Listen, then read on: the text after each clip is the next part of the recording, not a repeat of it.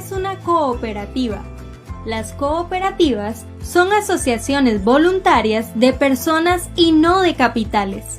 En ellas, los individuos se organizan democráticamente a fin de satisfacer sus necesidades y promover su mejoramiento económico y social, como un medio para superar su condición humana y su formación individual.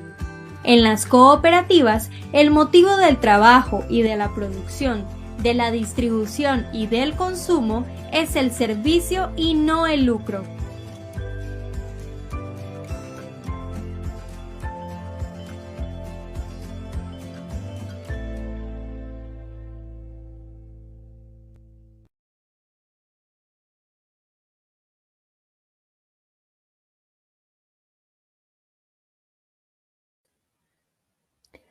Muy buenas tardes. Espero que estén muy bien. Bienvenidos, bienvenidas a nuestra charla de este viernes. Ya, gracias a todos por iniciar conectándose. Tatiana, bienvenida. Sos la primera en comentar. Muchas gracias. A todos y a todas, como siempre, nuestro agradecimiento por seguir esta serie de transmisiones que llevamos a ustedes para poder, para compartir mucho más que un mensaje positivo. Queremos estimular en todos ustedes un cambio, un ajuste, un mejoramiento en el estilo de vida, y por eso es que nos alegra mucho tener especialistas de nivel el más alto posible para compartir con ustedes temas de mucha relevancia.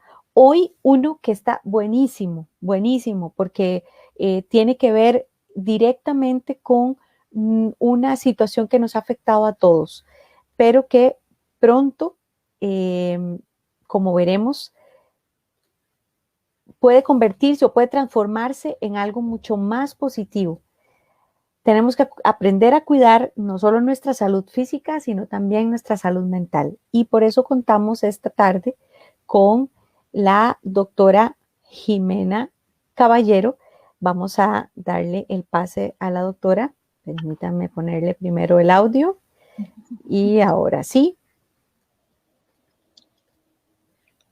Ya vamos a ver. Bienvenida, hola, doctora. Está? ¿Cómo le va? Bien, ¿y usted? ¿Todo ¿Cómo bien? está?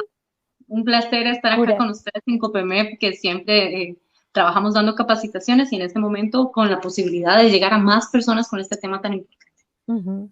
Muchas gracias, doctora. Y gracias a todas las personas que se nos están uniendo, y recuerden, compartan para que otros más también disfruten, aprendan y puedan concientizarse aún más sobre el valioso poder de nosotros mismos. Nuestro poder, ese que podemos ejercer cuando compartimos mensajes positivos, cuando compartimos contenido de calidad como este. Y la doctora Jimena Caballero, psicóloga, va a orientarnos sobre algo que puede ser tal vez o sea, podemos sentirlo como, pucha, nos está pasando, pero tal vez no, ¿verdad? ¿Cómo mejorar nuestra salud mental, doctora? ¿Cómo llevar ese balance, ese equilibrio? Pero bueno, voy a dejarlos en sus manos.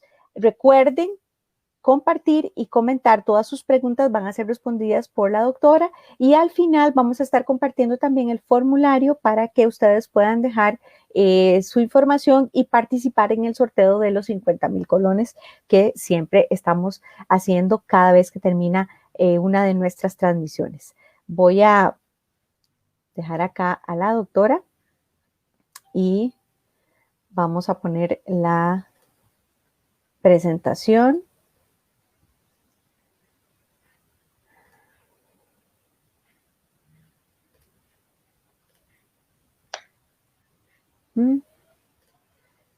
Bueno, buenas tardes a todos y todas. Esperemos un momentito nada más para que podamos ir viendo la presentación e irles hablando sobre este tema. Déjenme acomodarme ahí. Lista, ahora sí. Bueno, es importante entender, el tema que vamos a hablar es sobre las crisis y todo el proceso que ha llevado la cuarentena en el desarrollo de habilidades sociales y personales en nuestro desarrollo personal en torno a la crisis que hemos estado viviendo todos y todas en los últimos 8 meses, ya, 8 meses, sí, que tenemos de estar en cuarentena, y cómo esto también traspasa a nuestra vida personal, a nuestra vida profesional, a nuestras relaciones familiares y a nuestro entorno. Entonces, lo primero que a mí me gustaría poder explicarles es qué es una crisis, ¿verdad? Entonces, si pudiéramos ver la presentación. Ya está lista, doctora. De hecho, más bien le iba a decir que yo acá me retiro un rato y le dejo la presentación. Usted nada más me va indicando conforme vamos pasando. Ajá, entonces yo le voy indicando si me la puede pasar. Lo único es que la veo a mitad.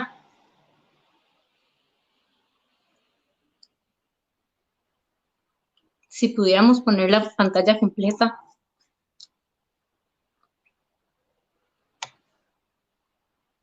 Y poder pasar en la primera imagen.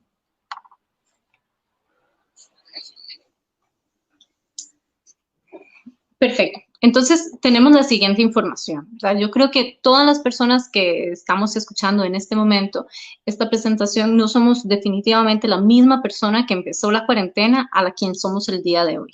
Muchísimo de este proceso de transformación que hemos tenido que vivir en los últimos 8 meses tiene que ver con enfrentar duelos significativos a nivel laboral, a nivel familiar, a nivel de relaciones, de pérdidas de vidas queridas, que nos hacen transformarnos y cambiar inmediatamente cuáles son nuestras metas y deseos que teníamos. Muchísimas personas, ¿verdad?, tenían expectativas sobre viajes, sobre proyectos laborales que se vieron de alguna manera congelados o paralizados de momento, y en el proceso de estos 8 meses muchas personas están viendo cómo retoman esos proyectos, o también se han dado cuenta y han empezado a priorizar otras cosas. Y es que esto es lo que genera una crisis de alguna manera u otra. Son cambios significativos a través de la adaptación que vivimos los seres humanos todo el tiempo.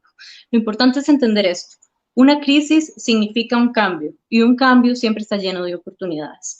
Existen crisis individuales y existen crisis colectivas. Las crisis individuales son las que vivimos cada persona en nuestro desarrollo personal, y la colectiva es como esta situación que nos está sucediendo a todos en el planeta Tierra en este instante, que nos hace replantearnos y pensar en cómo podemos elevar nuestros estados de conciencia para poder, a partir de que esta situación cambie o nos terminemos de adaptar a ella, ser mejores seres humanos. Existen crisis generacionales. ¿Qué quiere decir una crisis generacional? Bueno, significa cuando una persona pasa de un estado, de una etapa de edad a otra. Por ejemplo, cuando uno termina la universidad y ya empieza la vida profesional. Hay mucha gente que no logra terminar la tesis porque le da miedo a ese proceso de cambio, y entonces empieza a tener una crisis, ¿verdad? Se sienta a redactar la tesis y no se le ocurre pero ni poner ni una palabra. Y ese es el miedo que le paraliza ante la crisis de pensar qué puede haber más allá después de terminar esta etapa. Existe, bueno, en la generacional también pasa mucho, pero cuando las personas se pensionan, ¿verdad? Hay muchas personas que desean seguir trabajando porque no se imaginan cómo puede ser su vida pasando de tener una vida productiva durante muchísimos años a de un pronto a otro tener más tiempo para sí mismas. Existen también crisis económicas, cuando de alguna manera nuestros ingresos se ven afectados y necesitamos solventar necesidades básicas a partir de generar nuevas ideas creativas o resolver de otras maneras que nos permitan también adaptarnos. Existen crisis de identidad, ¿verdad? Cuando una persona está pasando por una etapa personal que se pregunta quién soy, qué quiero en mi vida, muchas veces va acompañada de un duelo profundo. Por ejemplo, cuando existe un divorcio, ¿verdad? Que las personas se habían mentalizado durante muchísimos años a través de que su identidad está asociada a su pareja, y de un pronto a otro tienen que reinventarse nuevamente solos y solas. Existen crisis también que son de ambiente, que están más asociadas, como por ejemplo a este cambio que hemos estado teniendo, que tiene que ver con temas de salud pública, de situaciones que están fuera de nuestro alcance de control, una guerra, tener que trasladarnos de un país a otro y empezar a vivir de un pronto a otro en otra cultura, algo que definitivamente no es por decisiones de nuestra vida personal, sino por circunstancias mayores. Existen también crisis relacionadas al duelo, cuando perdemos a un familiar, cuando nos separamos, también incluyen ahí, cuando perdemos un trabajo, existen crisis laborales, cuando, por ejemplo, mi trabajo ya no me satisface y ya no sé si lo que estoy haciendo en ese trabajo me hace feliz y necesito reinventarme o volverme creativa nuevamente para poder apasionarme por las funciones de mi trabajo. Existen crisis en la pareja y crisis en la familia. Constantemente los seres humanos estamos llenos de crisis todo el tiempo. Y cuando apenas llegamos a solucionar un conflicto en la existencia de una crisis que estamos viviendo, inmediatamente esa situación de crisis se traslada a otra parte de nuestra vida cotidiana para volver a crear un conflicto que nos genera cambio. Entonces, cuando resolvemos una crisis, inmediatamente esa situación que pensábamos que no sabíamos cómo resolver, mágicamente se resuelve y la crisis traslada a otra etapa o otra parte de nuestra vida y de nuestro desarrollo para permitirnos evolucionar. Entonces, dentro de los beneficios que podemos hablar sobre las crisis, existen que nos permite expandir nuestra zona de confort. Normalmente, si estamos muy cómodos en una situación y no nos genera crisis, nos estancamos. Y si hay un estancamiento, entonces no hay un desarrollo real de transformación psíquica en los individuos.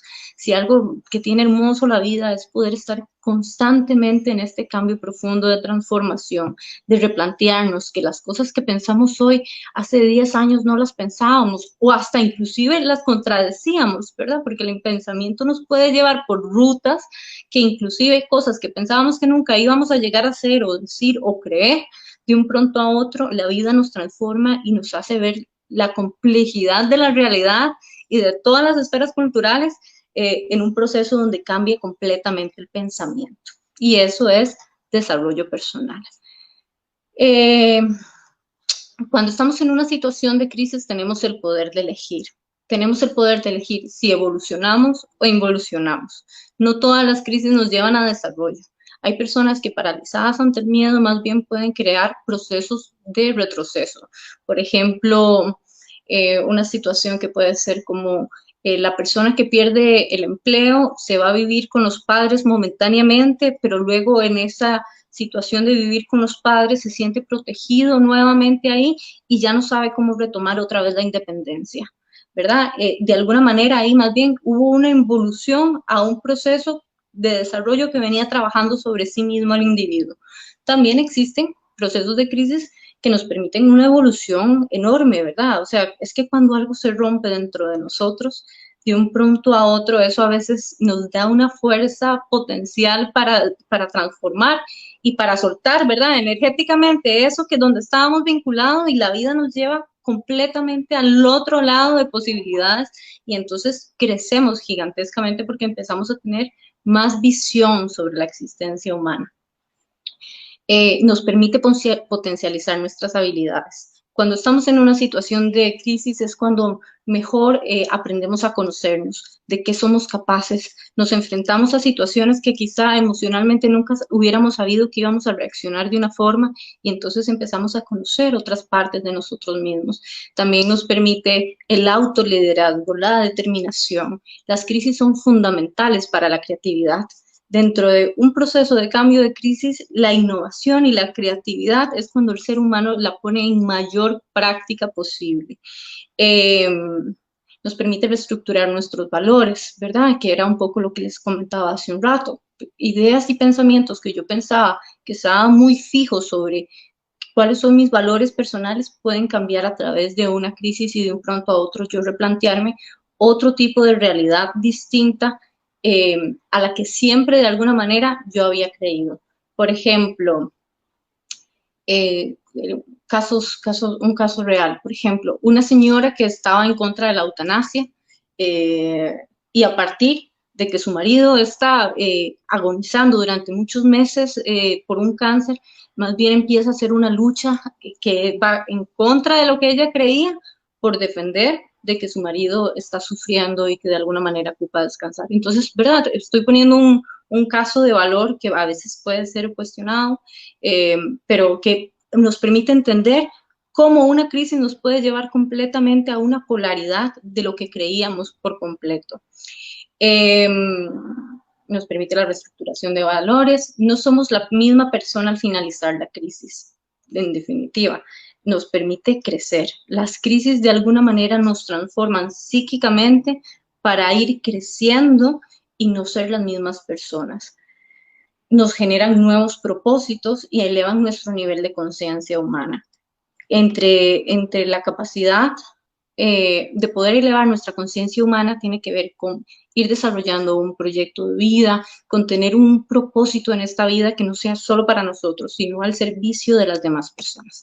Esto lo vamos a ir hablando poco a poco. ¿Cuál es el problema de las crisis? ¿Verdad? Que las crisis generan ansiedad. La crisis como tal es un proceso de transformación, de cambio, y si algo tenemos seguro en esta vida es que la vida es una completa transformación.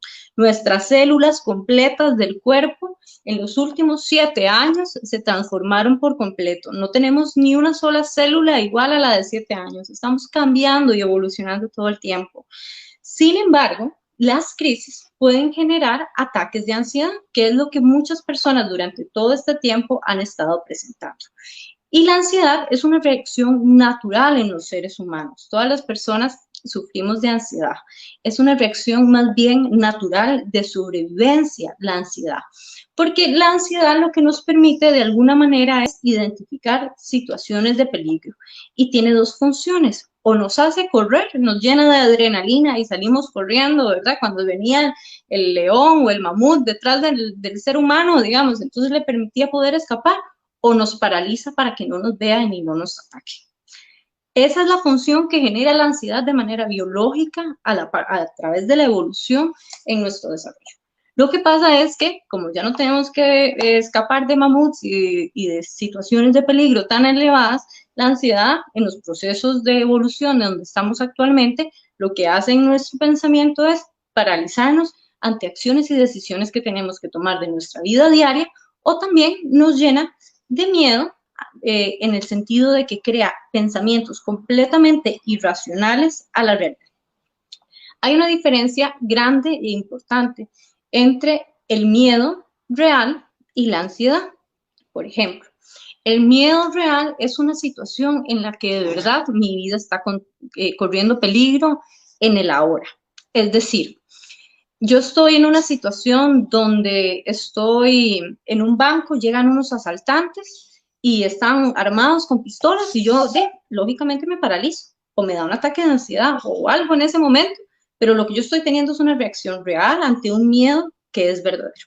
La ansiedad, proporcionalmente, lo que genera es que ante situaciones que no están sucediendo, yo en mi cabeza empiezo a generar escenarios que no están sucediendo, que muy probablemente ni siquiera lleguen a pasar. Pero el miedo empieza a generar ideas irracionales y el problema de eso es que empiezo yo a actuar a niveles muy altos de ansiedad, yo empiezo a actuar en función de esos pensamientos irracionales que no tienen cabida. Entonces, por ejemplo, a mí me da mucha ansiedad pensar que mi esposa podría estar teniendo encuentros sexuales con otra persona.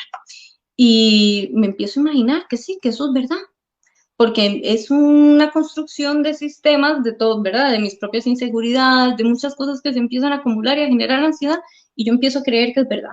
Y esa situación podría llegar hasta, inclusive, a llegar a matar a una persona bajo un supuesto que ni siquiera está sucediendo, ¿verdad? Entonces, es muy peligroso cómo nos podemos autosabotear con la ansiedad. ¿Qué pasa también con la ansiedad? Que si está por mucho tiempo prolongándose, se puede volver en estrés postraumático. ¿Qué quiere decir esto?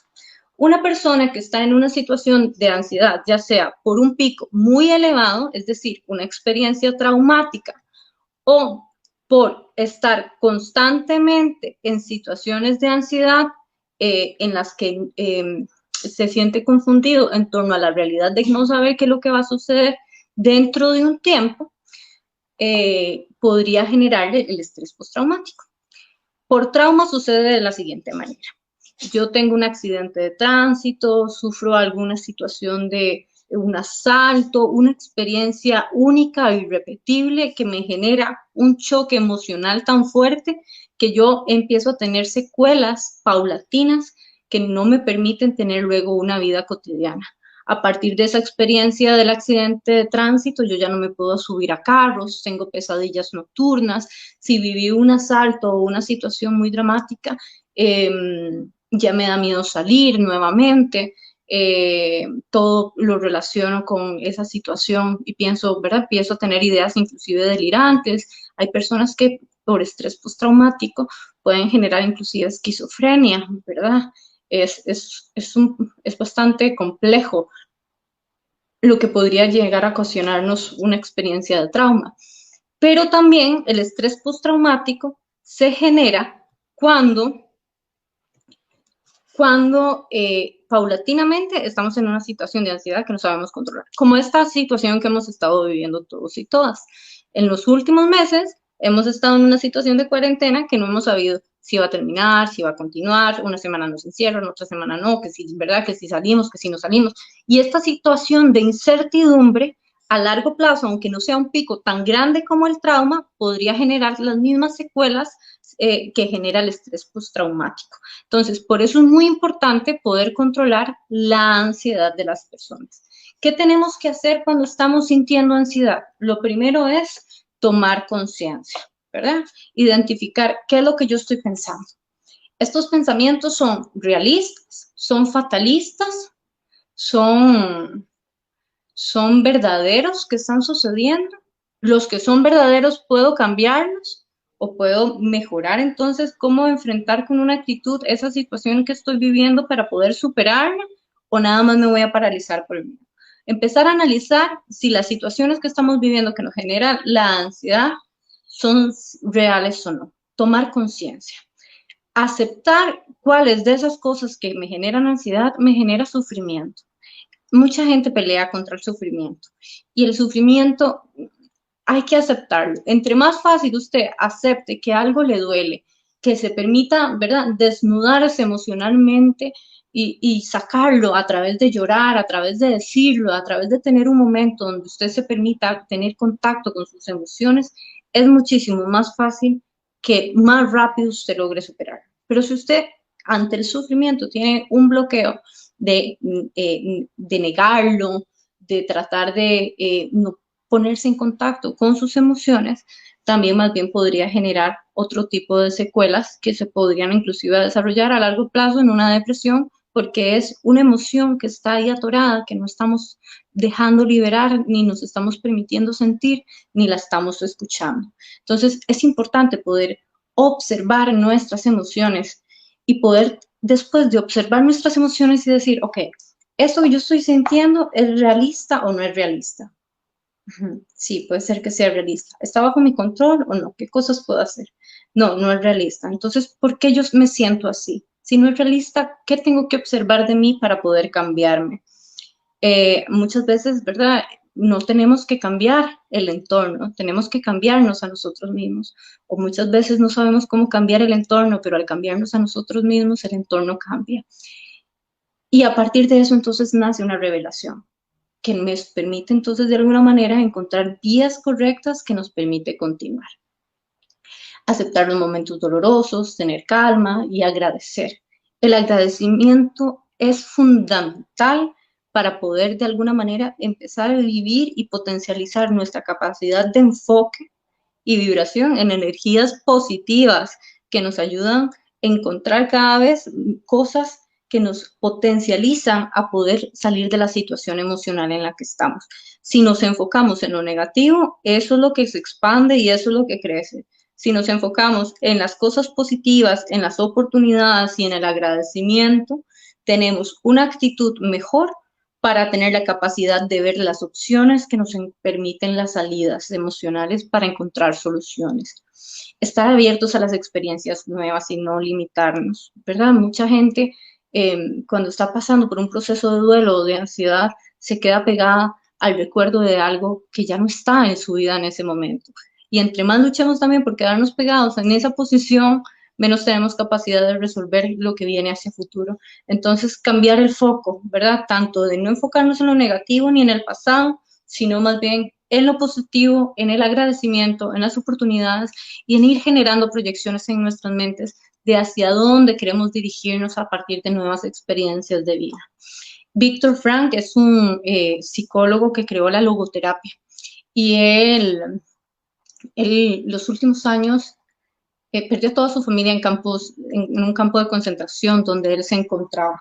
Durante los últimos años de su vida escribió la logoterapia basándose en entender cuáles eran las conductas que hacían que las personas lograran sobrevivir a los campos de concentración. Y eran las personas que tenían un sentido de vida. La persona que tiene un sentido de vida, un para qué vivir, que le encuentra al sufrimiento un sentido para decir, mira, yo en este momento no entiendo esa situación que estoy viviendo, pero dentro de un tiempo le voy a encontrar un significado de por qué me está pasando eso. Eso es resiliencia. Y eso es lo que nos permite a los seres humanos tener un motor positivo que nos ayuda a salir adelante de las adversidades. Entonces, el entender no el por qué, sino el para qué. Y había una frase que decía Goleman, que es también muy buena. Si así es porque así tiene que ser. Así tiene que ser, ¿verdad? O sea, si la realidad se nos presenta de una manera, es porque así tiene que ser. No podemos, ¿verdad? De alguna manera cambiar esa situación en la que estamos viviendo, pero sí podemos cambiar la actitud en que la enfrentamos. Y cuando decidimos cambiar esa actitud, podemos encontrar rutas que nos permitan entonces salir de esa situación y poder volver a resignificar nuestras vidas.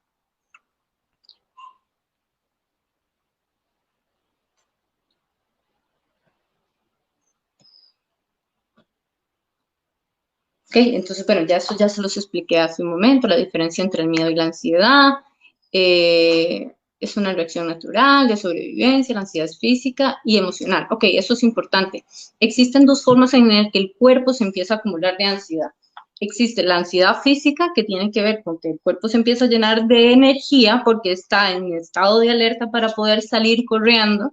Y eso, la mejor manera de poder evacuar esa ansiedad es a través del ejercicio. No hay de otra. Si ustedes están empezando a sentir demasiada ansiedad, salga a caminar. Por eso, en todos los países, ¿verdad? Por más fuerte que haya estado la situación de crisis, no se nos prohibió a ningún ser humano que el derecho a tránsito, de poder salir a caminar por lo menos para poder de alguna manera liderar esos niveles de ansiedad, porque cuando eso se acumula, las personas podrían llegar a tener ataques de pánico y emocionalmente quebrarse.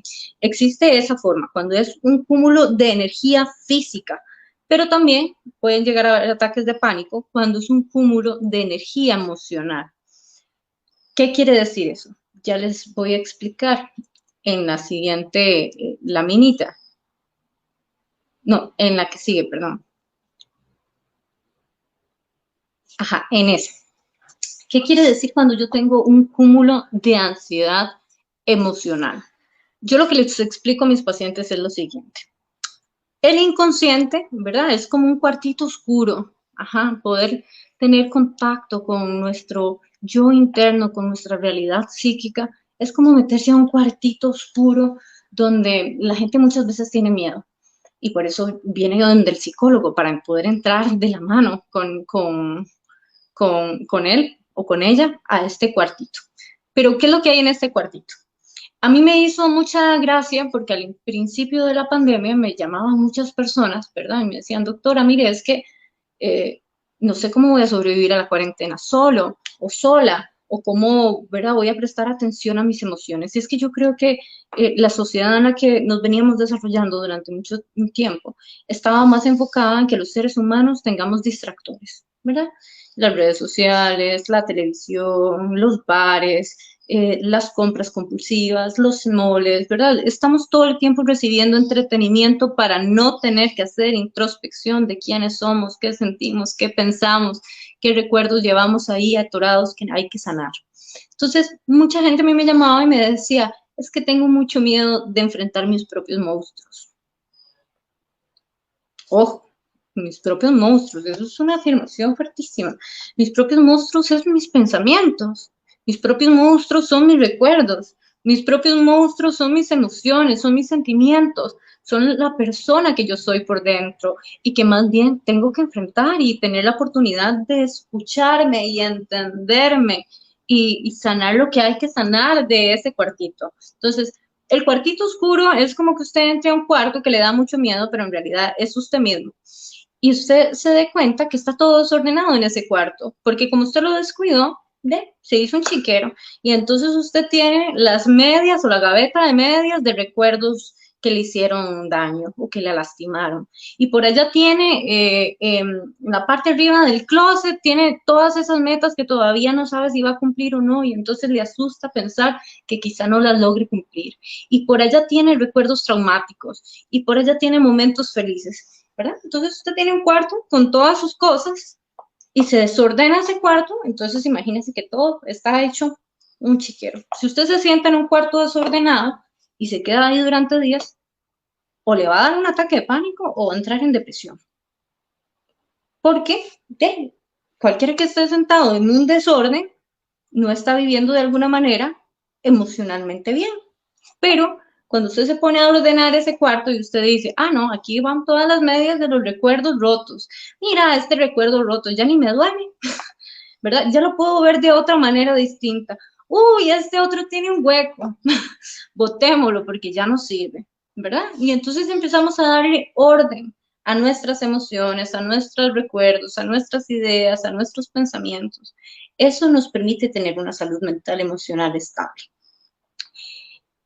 Y eso nos permite que no exista un cúmulo de ansiedad emocional. La ansiedad emocional al final se resume en todas esas cosas que yo no he puesto en palabras sobre mí misma, que no he logrado darle un significado y sanarlo a través de la verbalización. Y eso es lo que una hace en un proceso terapéutico. Cuando ya empezamos a trabajar, si nos podemos regresar ahí a donde estábamos. Cuando ya empezamos a trabajar sobre poner en palabras nuestras emociones que generan ansiedad, tenemos que empezar a pensar, ¿por qué hacemos lo que hacemos? ¿Por qué sentimos lo que sentimos? Esto que hacemos y que sentimos, ¿es un aprendizaje propio o es impuesto? Esto que yo siento que no soy suficiente y que no me aman o que tengo miedo al rechazo o que vivo pensando que me van a abandonar, estas emociones son mías o fue que en algún momento de la infancia alguien me las impuso. Fueron mis padres o mi madre diciéndome que mi papá se fue con otra mujer y que entonces nos abandonó a ambas. Fue en algún momento que no me llegaron a recoger a la hora de la escuela de niña y entonces pensaba que me habían rechazado. Es un recuerdo previo a la infancia que yo puedo examinar, es mío, me pertenece, o de alguna manera es una creencia que yo he ido llevando ahí acompañada y que puedo sanar y que puedo transformar. Parte de también entender el cuartito oscuro de nuestro inconsciente, ¿verdad? Es replantearnos esto, si son ideas que queremos seguir llevando, si son ideas impuestas por otros o si son ideas propias que podemos resignificar. También es entender cuáles son nuestras partes oscuras y nuestras partes de luz. Carl Jung mencionaba que todo ser humano está lleno de esta dualidad. Hay cosas oscuras en nosotros que la única manera de poderlas trabajar, esas sombras, es a través del reconocimiento de que existen y no a través de tratar de pelear con ellas, sino desde la escucha, de la aceptación, de entender por qué están ahí. Y a la vez, como existen esas partes oscuras, también existe muchísimo potencial de luz que nos permite desarrollarnos, crecer y encontrar motivaciones o cosas que nos permitan desarrollarnos como seres humanos. Ahora sí podemos cambiar esa imagen.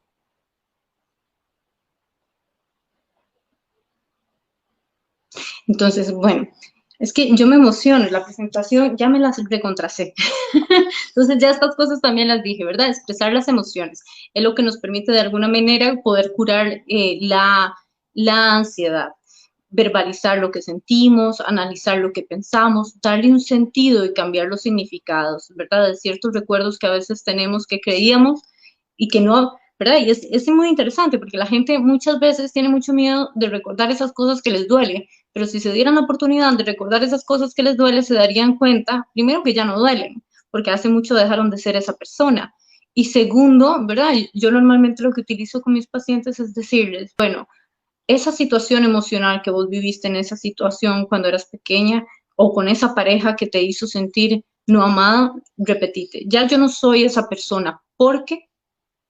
Y cuando se dan cuenta es porque ahora sí merezco ser amada, o porque ahora sí me puedo dar cuenta que siempre me quisieron, o porque sí soy suficiente para mí, ¿verdad? Entonces, más bien, permitirnos ver esos pensamientos nos permiten sanarlos. Es súper importante poder darles un nuevo significado.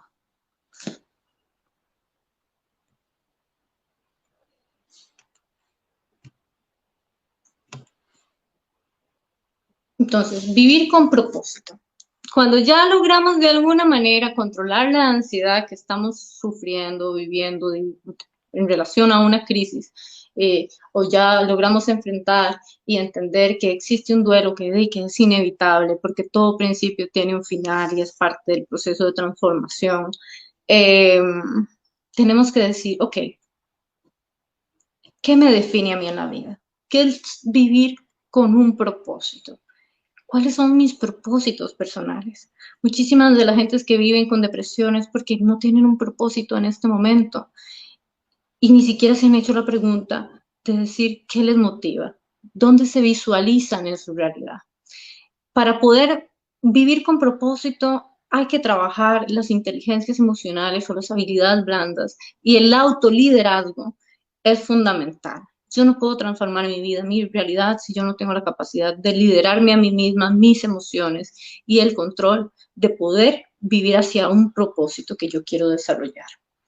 Entonces, tenemos la posibilidad ante el propósito, ¿verdad?, de evolucionar o involucionar. Hay veces que le tenemos muchísimo miedo a lo que más deseamos y nos autosaboteamos en el proceso porque no nos sentimos personas merecedoras por alguna creencia del pasado que venimos arrastrando de que somos capaces de llegar a esos propósitos que deseamos. Lo cierto es que las personas y los seres humanos han demostrado que cuando usted se enfoca con determinación en lo que quiere y cuando usted siente realmente que merece eso que usted quiere, y todos los seres humanos somos merecedores de cosas bonitas, de autorrealizarnos, de llegar a algo que queramos, el universo de alguna manera se expande y logran los objetivos que estamos de alguna manera desarrollando.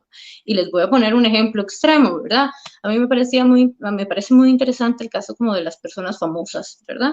Entonces, la vez pasada veía una entrevista de Shakira, de niña, como con 16 años, y entonces ella decía, yo voy a ser una estrella a nivel mundial y todo el mundo se va a acordar de mí, voy a salir en todos los programas de televisión, ¿verdad? Y usted escucha a esa chiquilla y usted dice, pero si está ahí en la jungla amazona, muchacha, en Colombia, latinoamericana, o sea, ¿cómo? ¿Cómo va a llegar ahí? Pero ella tenía una convicción tan grande de creer que ese era su propósito en la vida y una pasión tan grande de que se lo merecía, de que eso era lo que quería hacer, que cuando el cerebro se enfoca, cuando nos, ¿verdad? Cuando nos bloqueamos y decir, no sé cómo lo voy a hacer, no sé cómo lo voy a hacer. Cada vez que el sistema operativo de nuestro cerebro le estamos dando una orden de decirle que no sabemos cómo vamos a hacer algo, lo que estamos haciendo es más bien cerrándonos, bloqueándonos. Pero cuando vemos con determinación qué es lo que queremos hacer, no sabemos cómo se va a hacer, pero decimos, sí, yo sé, yo puedo lograrlo. De alguna manera, el cerebro que está hecho y diseñado para sobrevivir, para llevarnos hacia lo que queremos desarrollar, él va a encontrar la ruta específica de oportunidades que nos logren direccionarnos hacia donde queremos dirigirnos en la vida. Entonces, la motivación es importante liderarnos y entender esto, ¿verdad? Cuando yo le digo al cerebro no puedo, cuando yo le digo al cerebro no sé, cuando yo le digo al cerebro esto es difícil de hacer, cada vez que yo estoy diciendo eso, el cerebro está entendiendo órdenes específicas para bloquear las oportunidades. Cuando yo le digo al cerebro, sí lo voy a lograr, sí puedo, ya lo estoy haciendo, entonces el cerebro va a encontrar una ruta para poder llevarnos hacia eso que queremos desarrollar. Esa es ¿verdad? El sentido que tiene nuestro cerebro, la sobrevivencia, la capacidad de llevarnos a situaciones donde le damos indicaciones para poder desarrollarnos y crecer. Entonces, aprender a hablarle en positivo a nuestra mente es fundamental. Cuando yo me enfoco en decirle a mi mente en negativo, por ejemplo, ya no quiero una relación que me lastime, ya no quiero una relación que me lastime, ya no quiero una relación que me lastime. ¿Qué estoy diciéndole ahí a mi cerebro? Una relación que me lastime. Porque lo que le estoy recordando todo el tiempo a partir de la afirmación es lo que no quiero. Así no funciona la mente. La mente más bien tiene que crear y decirle qué es entonces lo que quieres. Quiero una relación que me dignifique, quiero una relación que me dé amor, quiero una relación que me potencialice, quiero una relación que me dé seguridad. Y entonces el foco cambia, se concentra en resolver cuál es el propósito y no más bien en tenerle miedo o generar autosabotaje a través de lo que no quiero y que me genera dolor. Otro ejemplo, por ejemplo, de esto que es muy importante y que tiene que ver con la motivación. La motivación no va a llegar del cielo, ¿verdad? Esto es muy importante. A veces la gente está esperando que la motivación baje así del cielo y ¿verdad? Que baje del cielo y que los ilumine y que diga, aquí estoy para hacerte que vayas al gimnasio y comas saludable y hagas la dieta y corras ¿verdad? En la bicicleta los 20 minutos que tenés que hacer. Eso no va a suceder. Y si yo voy al gimnasio, ¿verdad? O a hacer ejercicio y yo digo, hoy no quiero hacer esto, odio hacer esto, no quiero hacer esto. El cerebro me va a alejar de eso que yo quiero hacer. O sea, que sé que debo de hacer, que de alguna manera es una meta personal que me puse, pero yo lo que le estoy diciendo es, no lo quiero. Y cuando yo le digo al cerebro que no lo quiero, él, ¿verdad? Como lo que hace es identificar la sobrevivencia, lo que hace es alejarme de todo eso que yo estoy diciendo que no quiero. Si yo entonces en ese proceso de automotivación más bien me empiezo a convencer y a cambiar el chip, ¿verdad? De mis creencias y decir, me encanta hacer ejercicio, aunque al principio no sea verdad. En algún momento el cerebro va a interiorizar ese hábito que estoy desarrollando para poder llegar a mi tarea de meta que estoy queriendo tener con ese hábito que estoy implementando en mi vida. Entonces, esto es muy importante. ¿Cómo funciona nuestro sistema operativo mental? ¿Verdad? Entonces, hablarle en afirmaciones positivas, no negativas, en soluciones, no en problemas, en rutas de que sí podemos, de que lo va a lograr, no de que es muy difícil, ¿verdad? Si usted se dice que algo es difícil, no lo va a lograr nunca. Si usted empieza a decir, yo puedo, esto es fácil y me lo merezco, pronto va a desarrollar la habilidad que necesita para poder vivir con propósito o hacia el propósito que usted quiere direccionarse en su vida. Cuando tenemos un propósito, nos permite descubrir nuestros talentos. Y cuando descubrimos un talento y vivimos con propósito, de alguna manera queremos ponerlo siempre al servicio de los demás, porque no trabajamos desde un lugar que tenga que ver desde el ego o desde el reconocimiento económico o desde estos lugares, sino más bien desde el servicio de algo que realmente nos hace felices y que queremos de alguna manera que esto que me hace feliz poder dárselo a los otros porque está lleno de amor. Y cuando trabajamos de esa manera, de alguna manera hacemos más rico la humanidad, porque estamos siempre generando servicio. El talento y el propósito debe ser algo que sea para ayudarnos a las demás personas. Cuando yo encuentro un propósito que me apasiona y que me hace feliz y lo pongo al servicio de las demás personas, soy una persona que vive en abundancia. Entonces, esto es importante, reconocernos también como seres humanos llenos de abundancia. La abundancia no es solo la riqueza, y que la riqueza, ojo, también está bien desear abundancia económica, también está bien desear abundancia en amor, también está bien desear abundancia en prosperidad, en relaciones sanas, en generarnos esos estados donde nos sentimos llenos y completos. La abundancia, el concepto de la abundancia es que nos sentimos completos y llenos de merecer cosas que dignifican nuestra vida y que están al servicio de las demás personas. Para poder hacer esto, hay que desarrollar hábitos. Entonces, lo importante es la planificación a largo plazo, ¿verdad? ¿Cuáles son mis metas de aquí a 3 años? ¿Cómo yo hago una estructura o una estrategia paso por paso que me va potencializando hacia donde yo quiero dirigirme hacia mi propósito. Vivir una vida integral, saludable. Mucha gente a veces, ¿verdad? En función de tratar de alcanzar su propósito, no está llenando otras necesidades de su desarrollo personal. Entonces, por ejemplo, la persona que trabaja muchísimo, muchísimo, muchísimo, muchísimo porque quiere comprar una casa para poderse darse la familia, pero nunca tiene tiempo para la familia. No tiene ni siquiera tiempo para sí mismo. Entonces, hay que tener una integralidad dentro del horario, ¿verdad? O la jornada de un día. Deberíamos de sacar tiempo para tener rutinas donde estamos construyendo funciones que nos motivan hacia nuestro propósito. Eso puede ser el trabajo propiamente, donde yo me potencializo mis habilidades de desarrollo, rutinas donde yo estoy dedicándome tiempo a mí y únicamente a mí como persona, a través de comer sano, a través de hacer ejercicio, a través de darme un chineíto de algo que me guste hacia mi cuerpo, ¿verdad? Un cariñito. También a través de la lectura, a través de poder fomentar rutinas que permitan cultivar mi alma, mi cuerpo y mi mente. También rutinas que nos permitan socializar con otras personas. Los seres humanos necesitamos de otros para poder tener relaciones sanas. Todos necesitamos afecto. Entonces, la vinculación con las personas es importantísimo para tener una vida saludable. Ajá, si podemos entonces cambiar la imagen.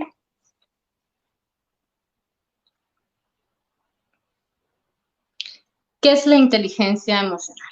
Bueno, durante muchísimo tiempo la gente estaba concentradísima, ¿verdad? Que lo más importante sobre la inteligencia y nuestra capacidad de pensar tenía que ver con el CI, es decir, nuestro coeficiente intelectual. Y el coeficiente intelectual, hay exámenes para medir el CI, y entonces, ¿verdad? Llamamos a los chiquillos para ver qué tan inteligentes son los huilas, y entonces orgullosísimos. Pero el CI, en realidad, lo único que prueba, o que está midiendo, son la capacidad verbal, la capacidad de escritura y la capacidad numérica. Eso es lo único que mide. Y antes, durante mucho tiempo, pensábamos que eso era la inteligencia. En realidad, luego Garner, ¿verdad?, desarrolló la teoría de las inteligencias múltiples, que dijo que las inteligencias son 7, por poner un número, porque en realidad cada ser humano tiene una capacidad de inteligencia única, ¿verdad? Entonces, dentro de las que establece Garner, entonces dice, bueno, existe la inteligencia artística, existe la inteligencia interpersonal, existe la inteligencia espacial, ¿verdad?, que tiene que ver con la capacidad de entender los espacios como los arquitectos, existe la inteligencia musical y empieza a definir otros tipos y formas de inteligencia. Goleman se especializa en la inteligencia interpersonal e intrapersonal, que tiene que ver con mi capacidad, mi inteligencia de poder entender lo que sucede en mi mundo interno y la capacidad de entender el mundo externo de las demás personas, es decir, mis relaciones de empatía, negociación, comunicación asertiva, liderazgo, las habilidades blandas. Y lo que luego ya se ha descubierto o se ha puesto en acción es que en realidad esto, que se llama la inteligencia emocional, es muchísimo más importante que el CI, ¿verdad? Más allá de qué tan brillante usted es, de qué le sirve a usted ser brillante si usted no tiene capacidad de comunicarse y relacionarse bien con las personas que quiere o en un entorno laboral. Mucha gente le pasa eso, que es muy inteligente, pero es tan inteligente que es engreída, ¿verdad? Y entonces más bien lo que le sucede es que pierden el trabajo, porque en su entorno laboral y sus relaciones sociales nadie lo soporta. Fijo, ¿verdad? Conocen a alguien que tiene estas cualidades o estas características. La inteligencia emocional es más bien la persona que en su entorno y en sus relaciones sabe llevarse con los otros, sabe conocerse a sí mismo, sabe escucharse. ¿Qué es lo que entonces hay que trabajar sobre la inteligencia emocional? De primero es identificar nuestras propias emociones.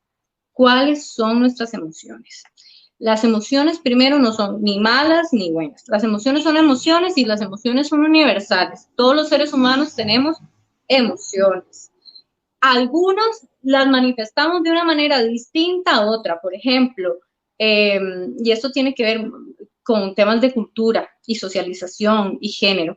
A las niñas les han enseñado que cuando sienten tristeza tienen que llorar. A los niños les han enseñado que cuando sienten tristeza, más bien tienen que interiorizarse y cerrarse emocionalmente, porque no pueden sentirse tristes los chicos, ¿verdad? Desde una visión machista, pero que de alguna manera ha ido afectando el cerebro durante muchísimos años en nuestra evolución. No es lo mismo como entiende la felicidad y la alegría en el occidente como la entiende el oriente, mientras que en el occidente buscamos la felicidad, el concepto de la felicidad, en el oriente más bien esta misma emoción está vinculada, que la alegría está vinculada más bien a la paz interior, ¿verdad? Entonces, todos tenemos emociones, pero la cultura, nuestro sexo, nuestra identidad social nos hace también poder transmitir esas emociones de manera diferentes a los otros. Entonces, a veces la lectura es un poco compleja, porque, por ejemplo, con el amor, ¿verdad? Para lo que existe otra teoría que son las 5 formas de amor, de expresión de amor. Entonces, mientras que tal vez para mí el amor significa que todo el tiempo me verbalicen con palabras, que me aman, que me quieren, para otra persona puede ser que sentirse amada tiene que ver con dar regalos y con cosas que tienen que ver más con la inversión de lo económico o de la protección. Para otra persona más bien tiene que ver con el contacto físico, ¿verdad? Entonces muchas veces le decimos a nuestra pareja o a alguien, yo siento que vos no me amás, y no es que no me ames, nada más es que nos amamos de manera distinta. Entonces, empezar a aprender por identificar cómo yo reacciono ante mis emociones es importantísimo. ¿Cuáles son mis reacciones o cómo es que normalmente actúo cuando tengo ira? ¿Cómo es que actúo cuando tengo asco? ¿Cómo es que actúo cuando siento miedo?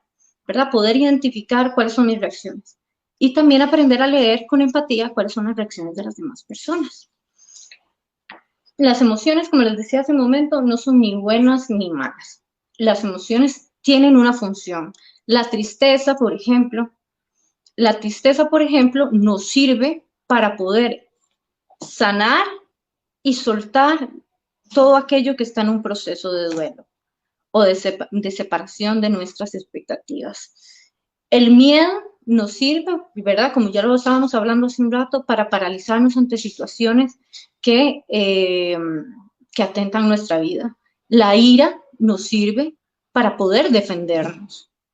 El tema es cómo yo controlo esas emociones que son naturales y que están bien dentro de mí para poder tener una buena gestión y utilizarlas a mi favor de manera correcta. Y no nada más ser impulsivo, porque no controlo mis emociones, ¿verdad? Y entonces porque me enojo. Entonces, la gestión de mis emociones es importantísima. Darle un nuevo enfoque. Ok, yo reconozco que lo que siento en este instante es ira.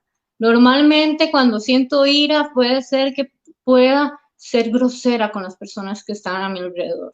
Entonces, si yo reconozco que la emoción que tengo es esa y que ya sé que puedo estar más predeterminado a accionar así porque es la manera que lo hacía antes de saber gestionarme, ok, este es el momento en el que debería de salir a darme un paseo, una vuelta o alejarme de las personas que quiero para no ser hirientes mientras se me bajan los niveles de enojo. Y puedo luego ya ir a expresar qué era lo que yo sentía para poder poner límites a lo que me molestó. Cuando ya logro tener ese control de mis propias gestión de emociones, entonces yo puedo también identificar las emociones de las demás personas. Y cuando yo identifico las emociones de las demás personas, entonces las demás personas se sienten comprendidas. Y cuando yo comprendo las emociones de los otros y comprendo mis propias emociones, entonces tengo una mejor capacidad para generar negociación en los afectos, que es tan importante. Ajá, ahora sí podemos cambiar a la otra.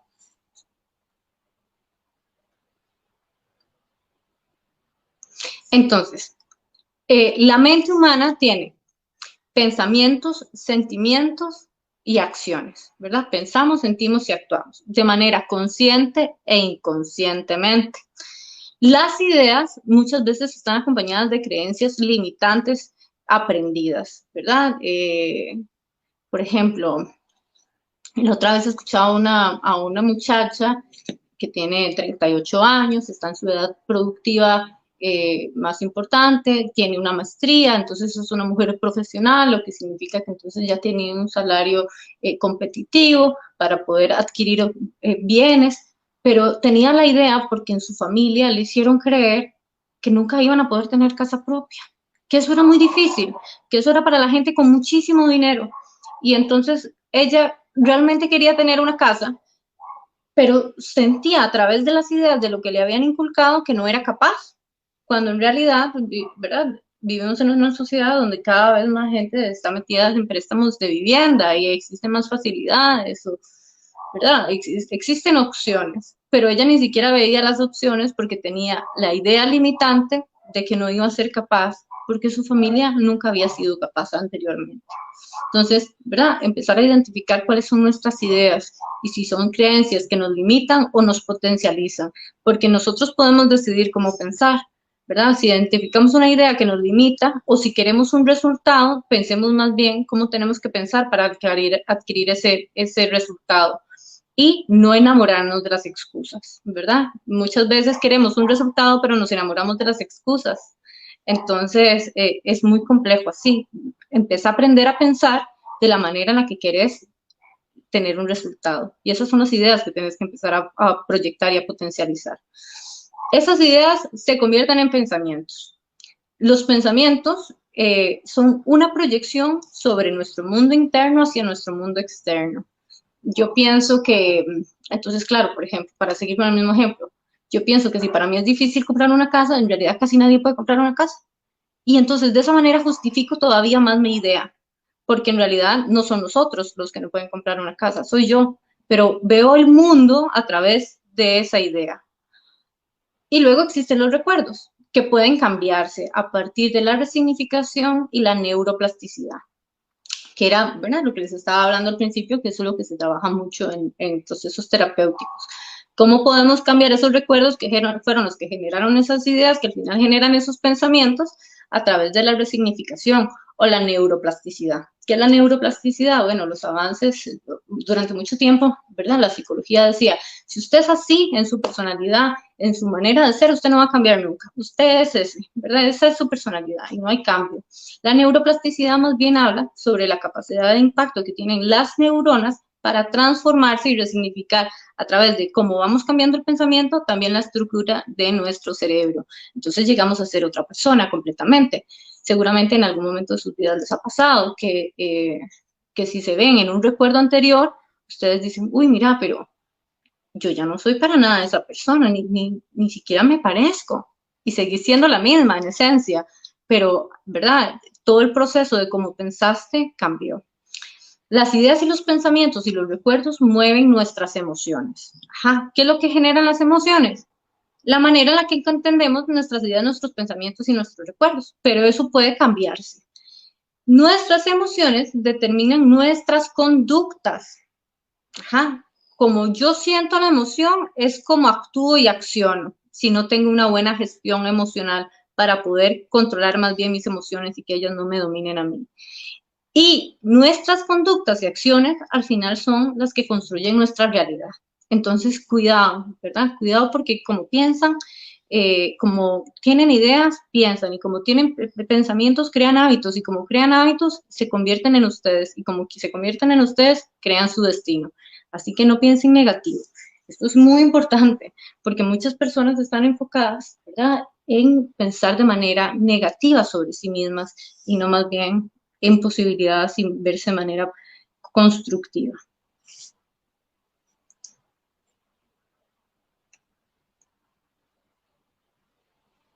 Entonces, para continuar, está el tema de la autoconvivencia, ¿verdad? Aprender a valorarnos, que es una de las cosas más valiosas que yo creo que tiene esta cuarentena, es el permitirnos desarrollar una relación con nosotros mismos, ¿verdad? Con tanto tiempo de un pronto a otro que tenemos, qué mejor momento para poder construir una relación sana. Yo creo que la gente está muy acostumbrada a la crítica y no al elogio.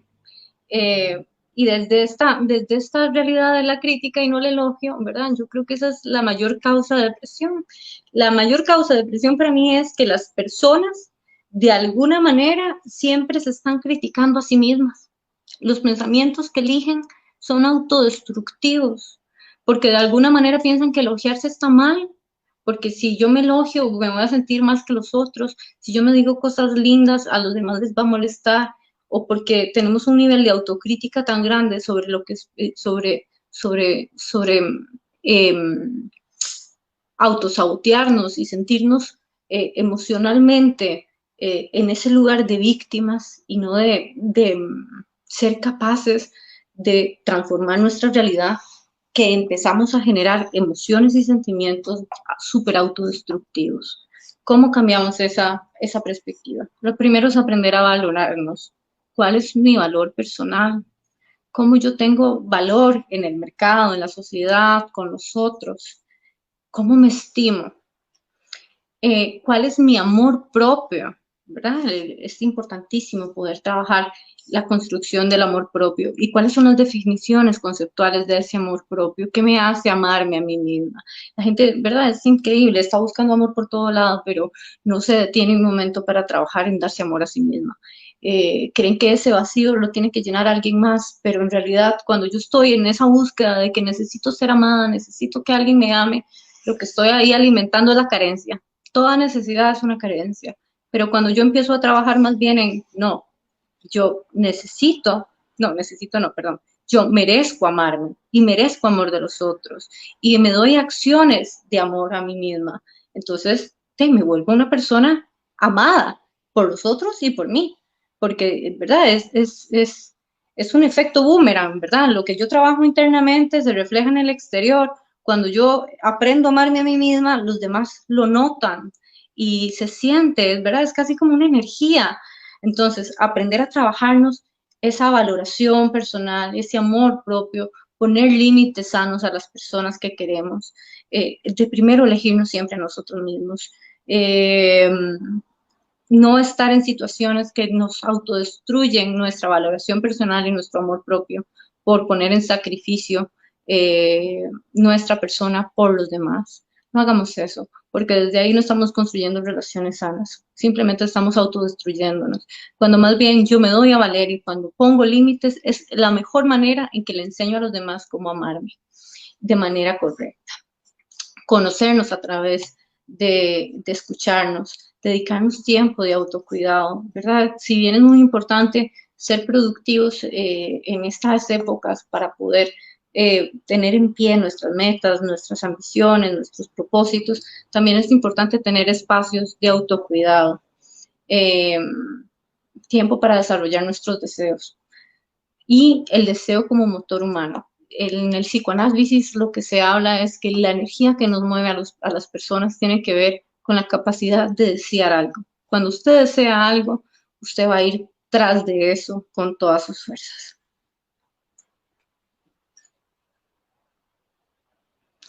Ok, el amor en tiempos de COVID. Entonces, ¿qué pasa con las relaciones de pareja en este tiempo? Yo creo que el COVID, mucho de lo que decían los expertos cuando empezó todo esto es que se iban a tirar para arriba las tasas de divorcio.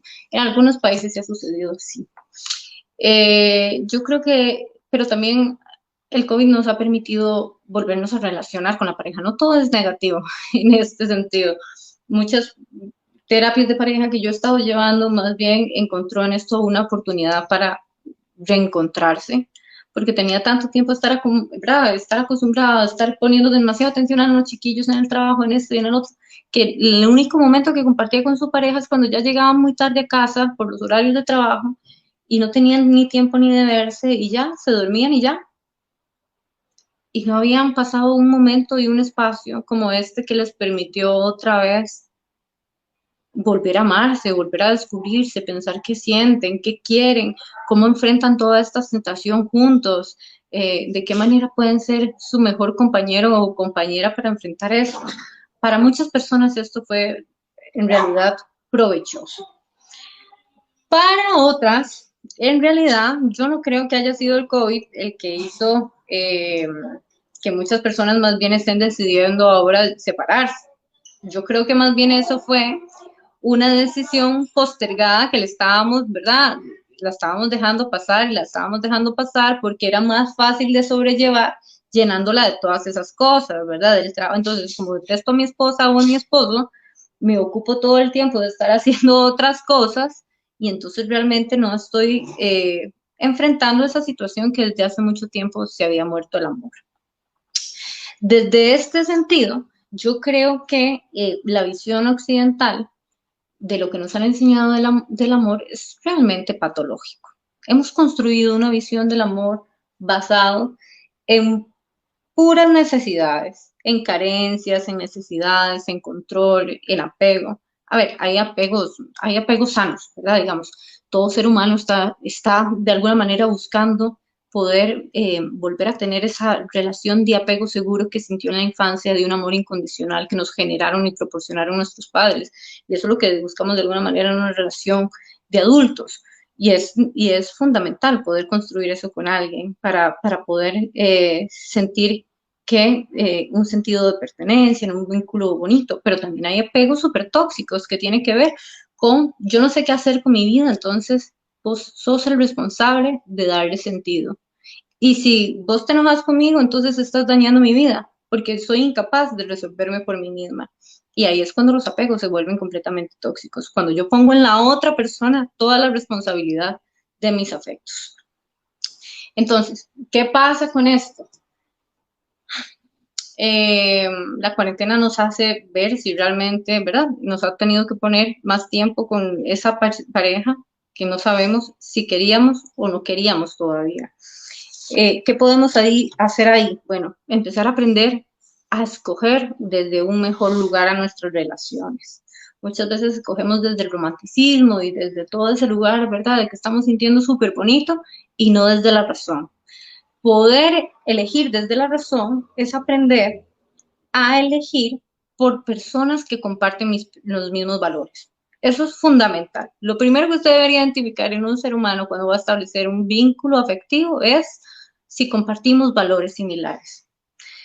Lo siguiente es la capacidad de acuerdos. ¿Es una persona con la que yo puedo tener capacidad para negociar cosas o no? ¿Es una persona que nada más está cerrada, que la vida tiene que ser como ella dice? O que si yo quiero decidir algo se enoja conmigo, ¿verdad? ¿Cómo ponemos las dos personas la capacidad de acuerdos afectivos para poder negociar, tanto a nivel económico, tanto a nivel de proyecto de vida, tanto a nivel de vincularnos en la familia, tanto a nivel de crianza de los hijos, de momentos individuales que cada uno tiene que tener, de momentos en pareja? Otra cosa que es importante para poder hacer una selección en una relación afectiva tiene que ver si es una persona con la que yo me proyecto un futuro. ¿Es una persona con la que yo me imagino a largo plazo o no? Muchas veces la gente escoge desde el hambre, ¿verdad? Entonces, ¿verdad? Tengo tanta necesidad de recibir cariño que cuando se va a un restaurante y usted va con hambre, usted le dice, tráigame lo que sea, que me saca más rápido, y no ve el menú, ¿verdad? Entonces le traen cualquier cosa.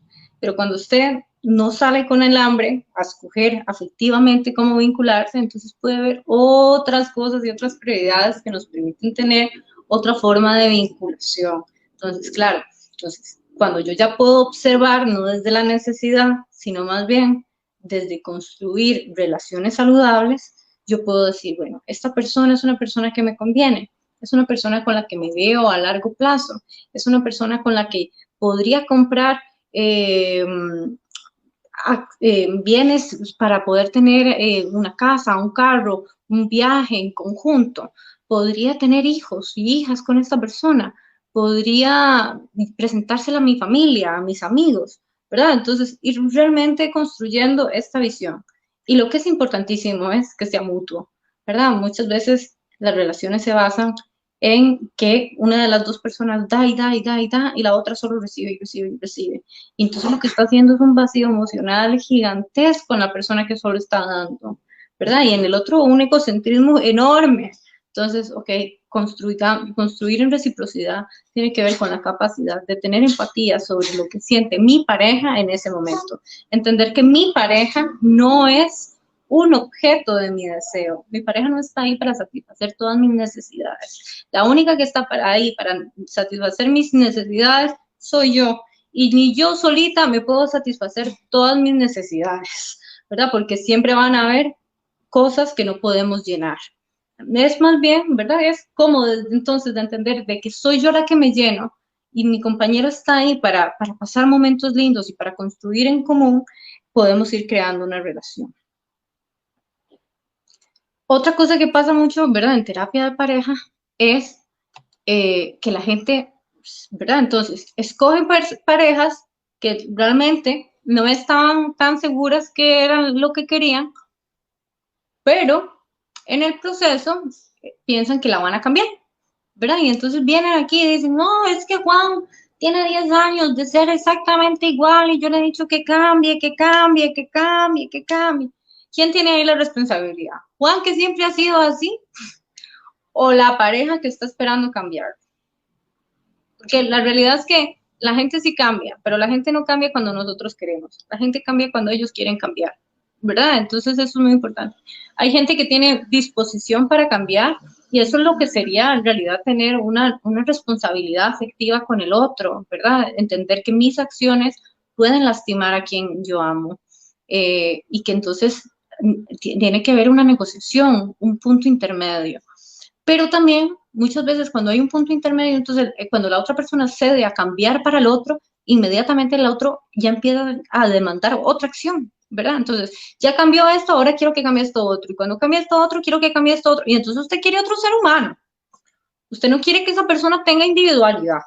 Usted lo que quiere es que esa persona sea su objeto de amor, ¿verdad? Entonces, deberíamos dejar de estar tan obsesionados por querer cambiarnos y más en enfocarnos en ver cómo nos disfrutamos y por qué nos elegimos, ¿verdad? Que es lo que de alguna manera nos hace sentir bien, como hace un rato les decía sobre elogiarnos. Empecemos a trabajar relaciones donde nos elogiamos, no donde nos criticamos tanto. Eso es muy importante, sobre todo en este tiempo que la convivencia se puede volver más compleja por todas las demandas que hay de estar en este momento encargados del hogar, de los hijos, del trabajo, todos al mismo tiempo, 24 horas, ¿verdad? O sea, démonos respeto, démonos seguridad a través de entender cuáles son las necesidades de mis parejas, a entender cuáles son mis límites en lo que puedo darle y en lo que no puedo darle, en tener una escucha donde pongamos la inteligencia emocional de comprender cómo me siento yo y cómo se siente en el otro en la mesa y a partir de ahí construir una negociación. ¿Qué es lo que se hace mucho en las empresas? Por ejemplo, una planificación de cierre de año. Yo creo que las relaciones deberían de hacer lo mismo.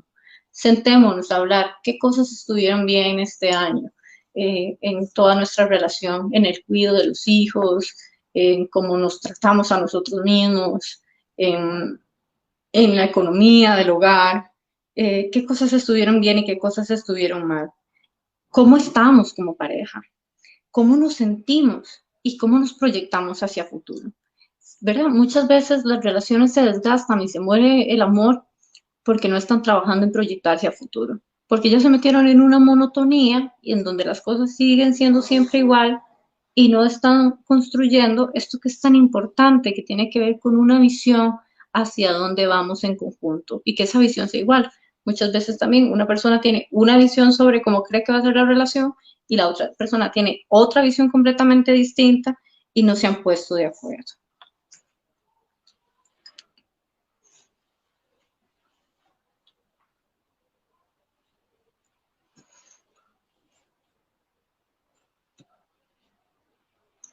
Para que una relación sea funcional, nada más para decir ahí, es importante que exista disposición, voluntad y inversión de recursos en tiempo, en economía, en afecto. Tiene que existir ganas de querer dar por ambas partes y tiene que existir la disposición de hacerlo. Si no hay disposición, si una de las dos personas se cerró a no querer tener disposición para dar, entonces no está amando, ¿verdad? Porque el amor de alguna manera implica tener la disposición de siempre buscar una manera en que podamos construir una mejor relación. Entonces, las relaciones con las personas menores de edad. A mí realmente este tema es uno de los que más me preocupa, ¿verdad? Con todo esto que hemos estado viviendo, porque si para las personas adultas vivir toda esta situación ha sido abrumador emocionalmente, para un niño o una niña, para un adolescente, esto es muchísimo más fuerte. Primero porque, ¿verdad? Tienen una construcción del mundo distinto, tienen necesidad de socializaciones diferentes.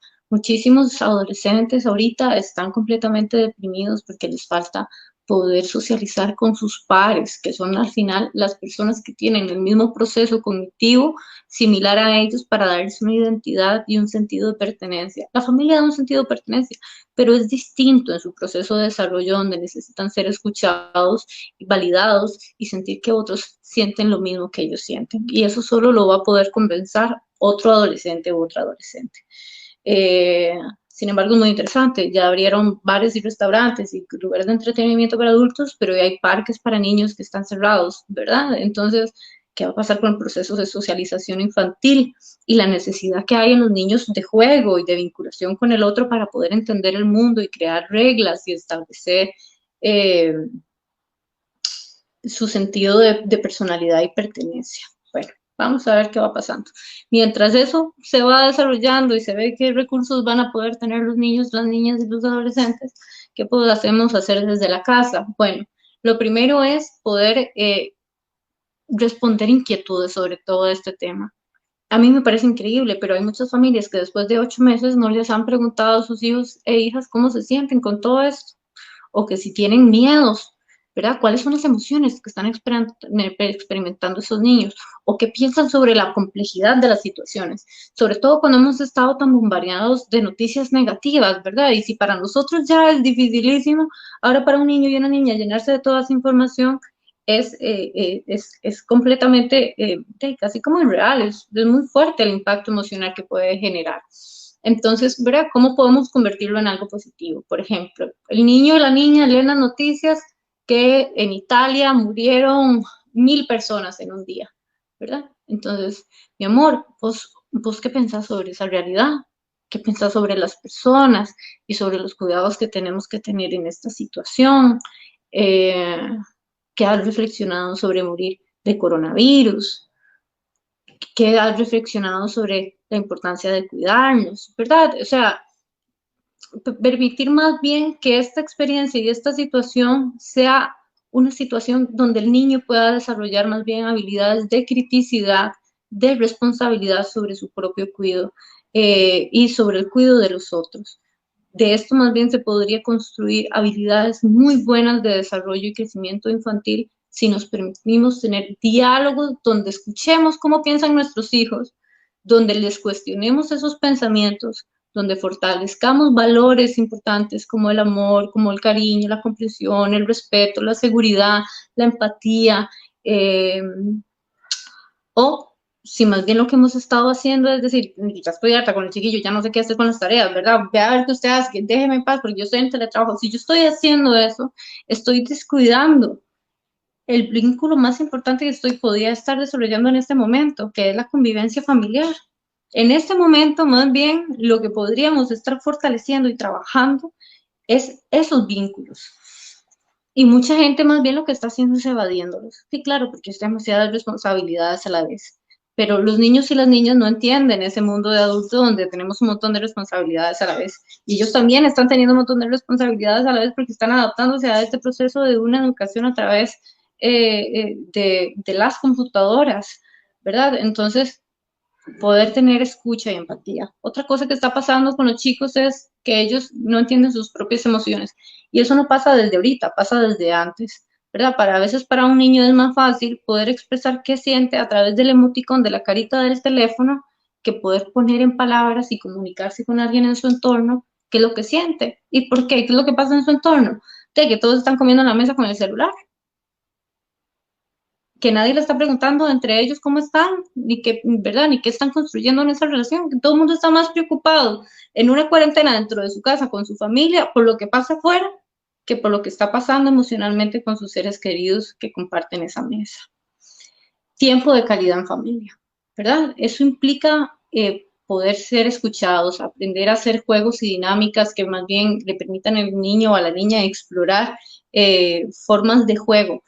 Los chicos ahorita no están jugando con otros niños, entonces nos toca a nosotros los adultos a jugar a la casita, a jugar a las Barbies, a jugar a lo que ellos juegan, a poner atención al videojuego, a los videos que ven estos ahora los chicos de YouTube, ¿verdad? O sea, a compartir esas dinámicas porque si no, ¿verdad? No tienen con quién compartir esas necesidades de afecto tan importantes que tienen.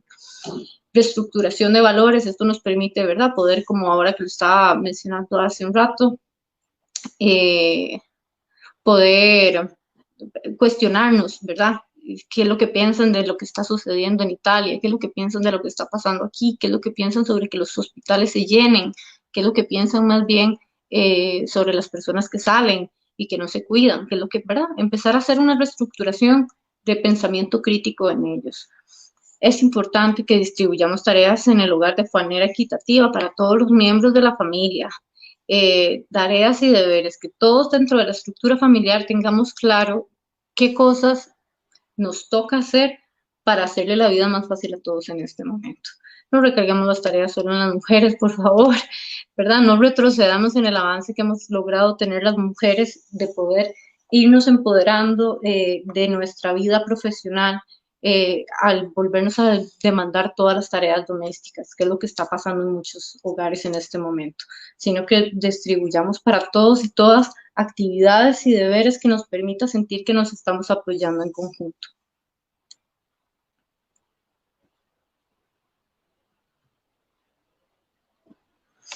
Bueno, y para terminar, está esta lista de cosas que podemos hacer para el teletrabajo, para el desarrollo organizacional.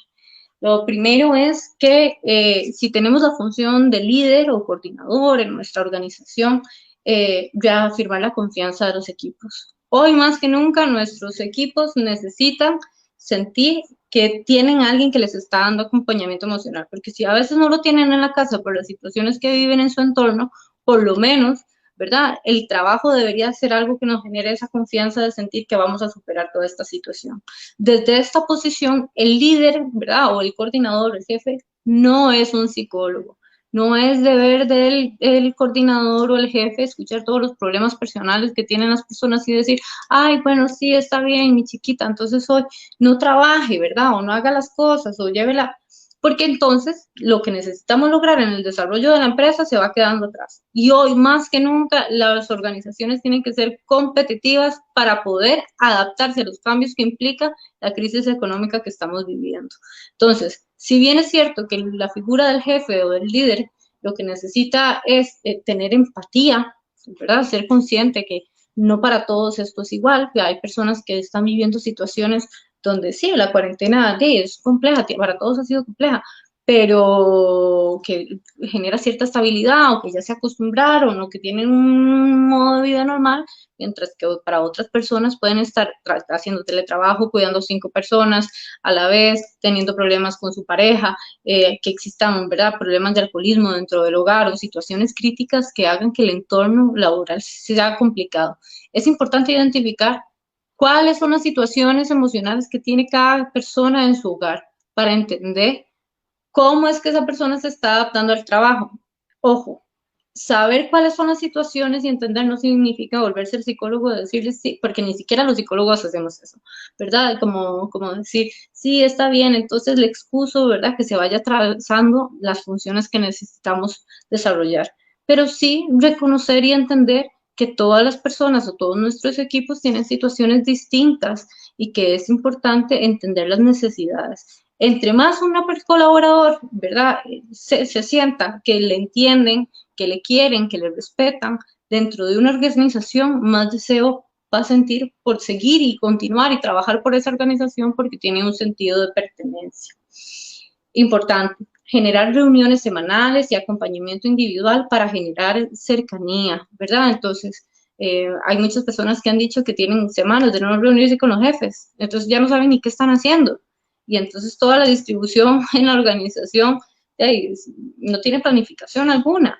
Hay mucha gente que me ha dicho, yo tengo una semana de no trabajar porque no me han delegado funciones, ¿verdad? Y eso tiene que ver porque no hay una constancia en los equipos de trabajo para liderar esos procesos e identificar qué se está haciendo. El hecho de que no nos estemos viendo en persona no significa que no podamos generar reuniones de trabajo que nos permitan gestionar bien el recurso del tiempo y la productividad del negocio. De igual manera, ¿verdad? Poder también hacer un acompañamiento individual con cada persona para saber en qué está, cómo está desarrollando su trabajo. Eso es importantísimo. La apariencia importa. Si yo empiezo a descuidar mi apariencia porque estoy en la casa y porque entonces de qué pereza, entonces puede ser que entro en una depresión, porque si me están pasando un montón de cosas emocionales y lo que hago es en la misma cama sentarme así con la pijama y así trabajo, y el ánimo laboral va a ser completamente decayente. Cuando yo me exijo que me tengo que ir a bañar, que tengo que desayunar, que voy a ir a darme la vuelta a la cuadra, como para que parezca que por lo menos salí del entorno y regresé ¿verdad? A un lugar donde ya empiezo en cassette trabajo, eso me permite que el foco y la atención y la determinación con la que yo me desenvuelvo en el trabajo cambie. Ser paciente, ¿verdad? Es un momento donde es importante ser pacientes con nosotros y tener empatía. El estado del ánimo del líder también importa. Mucha gente a mí me ha dicho que en estas semanas que tiene pesadillas con los líderes, porque los líderes los están presionando porque como no ven el trabajo, porque están desde la casa, entonces quieren controlarlo todo. Y entonces lo que eso está haciendo es más bien desgastando a los equipos, ¿verdad? Entonces, yo no puedo liderar a otros si no me lidero a mí. Entonces, ¿verdad? Empezar, si tenemos un rol de liderazgo en nuestra organización, comprender nuestras propias emociones y frustraciones y no estarlas proyectando a nosotros, sino generar en las demás personas estados de seguridad y de confianza para que puedan salir adelante en toda esta situación. La gente no quiere un líder más, ¿verdad? O sea, durante mucho tiempo se pensaba que el liderazgo era la persona que se ponía en una situación de mando y que había una verticalidad. Mucha gente era que un jefe es el que es más bravo y enojado. ¿Verdad? Ya lo que sabemos en los avances de desarrollo organizacional más bien tiene que ver que el liderazgo transformacional que deberíamos estar cada vez cultivando más en las organizaciones es la persona que tiene la capacidad de ganarse la confianza de su equipo, que tiene la capacidad de escuchar a su equipo, que entiende las habilidades de cada uno de los integrantes de su equipo y que potencializa esas habilidades. Liderazgo no es ponerme yo a la batuta, liderazgo es enseñarle a los otros herramientas para que encuentren su propio desarrollo en la organización y crezcan. En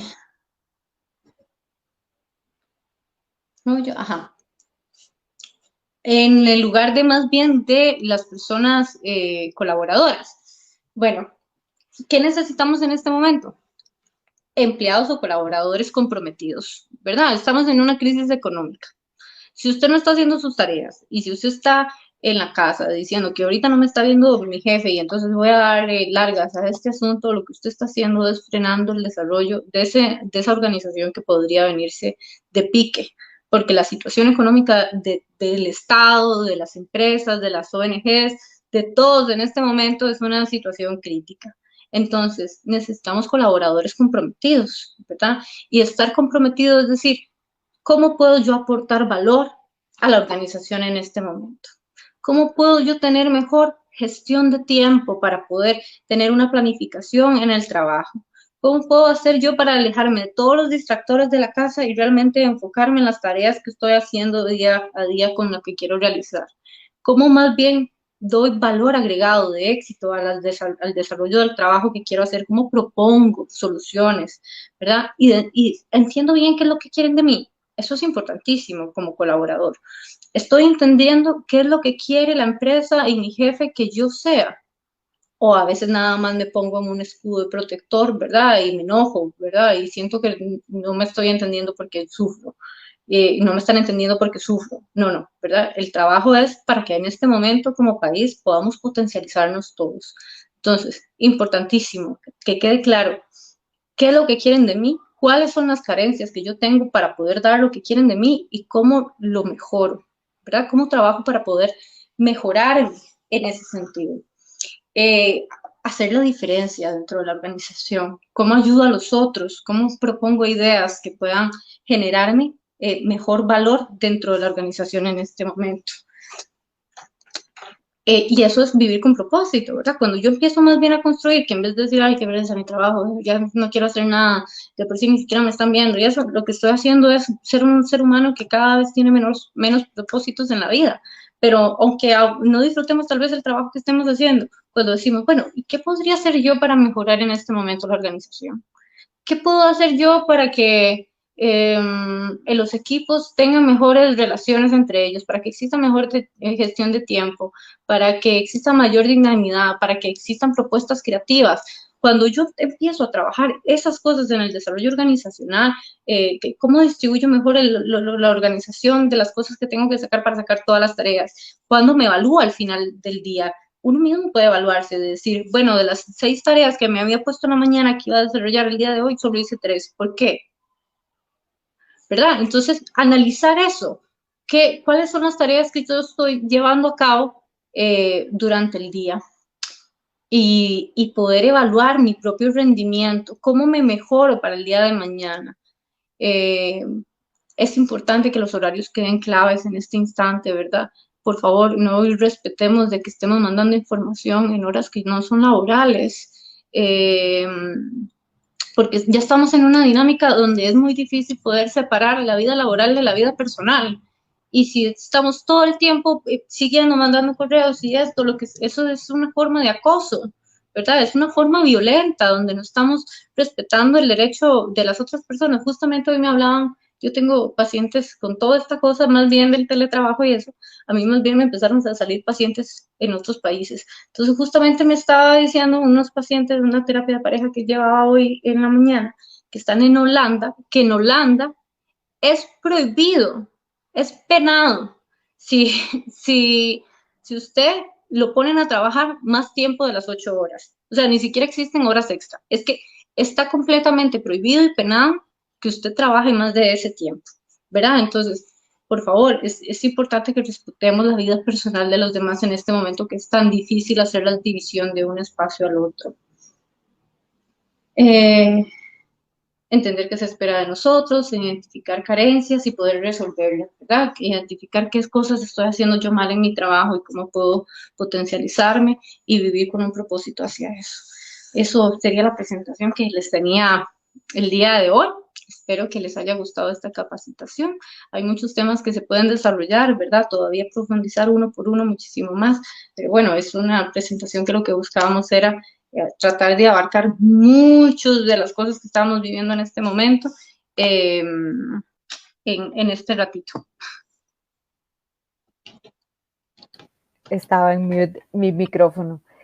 Bueno, yo realmente debo decir que siendo un espacio tan corto, ¿verdad? A pesar de que ya nos pasamos una media hora, sin embargo, ha sido un espacio de aprendizaje y también como de refrescamiento y muévase un toquecito, ¿verdad? Ponernos a pensar, porque realmente ha sido eso, ¿verdad? Ha sido un espacio para reconocernos, vernos hacia adentro un poco, ¿verdad? Bueno, después podrá ver usted todos los comentarios, no vamos a ahondar en muchos, pero realmente ha sido de mucha utilidad, porque en este tiempo hemos además detectado, y no sé si usted lo puede ver también a través de su experiencia, que muchas personas no estábamos entrenadas para vivir estos momentos, ¿verdad? Es obvio, es un momento extraordinario, pero todavía menos porque pensábamos que vivíamos con una buena salud mental, pero al final había cosas que no estaban en su lugar. Ese cuartito estaba muy desordenado y esto nos ha venido a sacar, a exponer algunas de las situaciones de debilidad de nuestra vida. Sin embargo, pueden ser potencialmente grandes retos para ser mejores. Y la charla que usted nos ha brindado hoy, sin duda nos va a ayudar a eso. Más bien súper agradecidos y de verdad, luego puede ver todos los comentarios y todas las, incluso algunos externaron comentarios muy personales, ¿verdad? Algunas de nuestra audiencia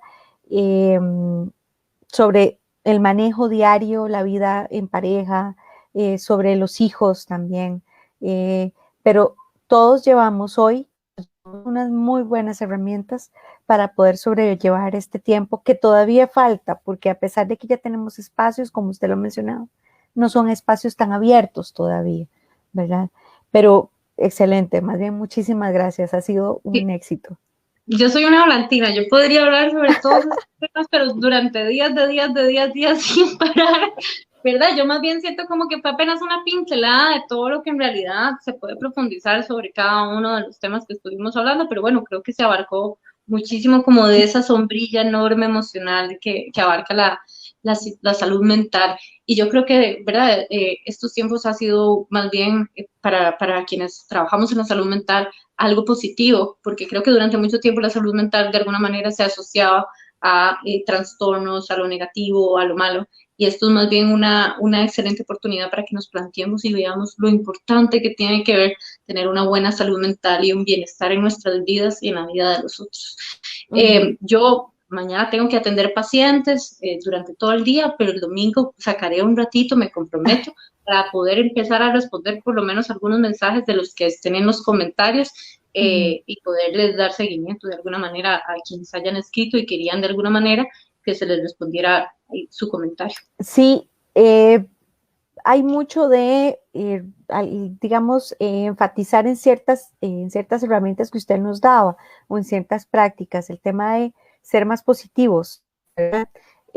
Condicionar un poco, si se quiere, nuestro cerebro, que no haga lo que le dé la gana, sino que nosotros nos empoderemos y realmente cambiemos nuestros hábitos a punta de ideas más concretas y directas, diciéndonos a nosotros mismos. Eso se reitera muchísimo. Respetar los espacios en el ámbito familiar, cómo es indispensable cambiar nosotros mismos tal vez algunos hábitos, pero no intentar cambiar a los demás porque en eso no vamos a lograrlo, ¿verdad? O sea, va a estar difícil. Eso es allá. A veces cambiamos más a los demás cuando cambiamos nosotros mismos. Cuando nosotros nos ponemos nuestros límites y aprendemos, ¿verdad? A poner respeto, a decir esto sí quiero, esto no quiero, el otro cambia. Pero exacto. Cuando creemos que el cambio está en el otro, ay, qué complicado, nadie cambió. Sí, y lo otro también, aceptar ciertas cosas, ¿verdad? Esta situación en la que estamos, este entorno, hay que aceptarlo tal cual es. Y eso también es otro tema interesante y muy que varias veces se mencionó. Es lo que tenemos y hay que trabajar con ello, ¿verdad? Sí, pero yo encantadísima y espero que podamos volver a tener un espacio más para seguir conversando, doctora. La próxima semana tenemos un espacio más. Exactamente, cierto. Es más, de hoy en 8, precisamente. El próximo viernes, pero es en la mañana. En esta ocasión será en la mañana. Entonces, a todos los que se conectaron hoy, les prometemos que para la próxima vamos a tener un espacio más amplio para comentar y conversar y hacer algunas preguntas si se quiere más bien hoy.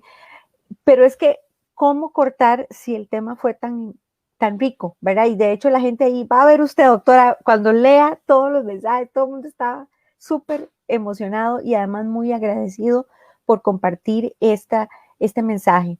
Y gracias a usted por su tiempo, doctora, más bien. A ustedes más bien y por, ¿verdad?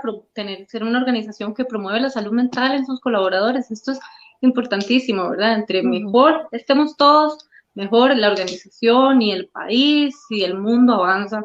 Así que a ponerle mucho amor y cariño a cada uno de ustedes, a sus relaciones diarias. Se lo agradezco mucho por el espacio.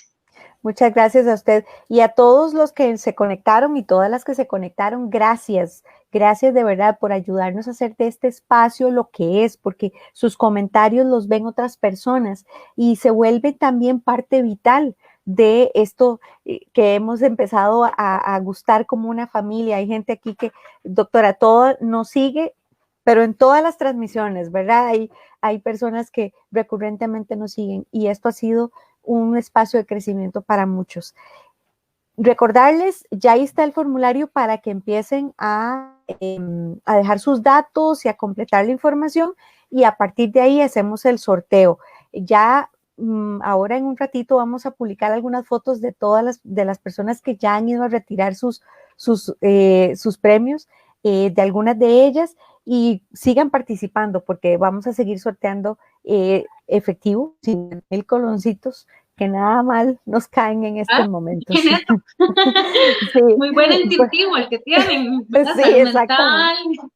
Exacto, de todo. Aquí vamos de todo. No, muchísimas gracias a todos. Sí, totalmente. Muchísimas gracias a todos, a todas. Nos vemos, Dios mediante, el próximo viernes en una nueva transmisión. Esta vez será en la mañana, igual con la doctora Jimena Caballero. Gracias a todos, que tengan un lindo viernes, un maravilloso sábado y que el domingo también sea un día espectacular. Nos vemos. Adiós, gracias.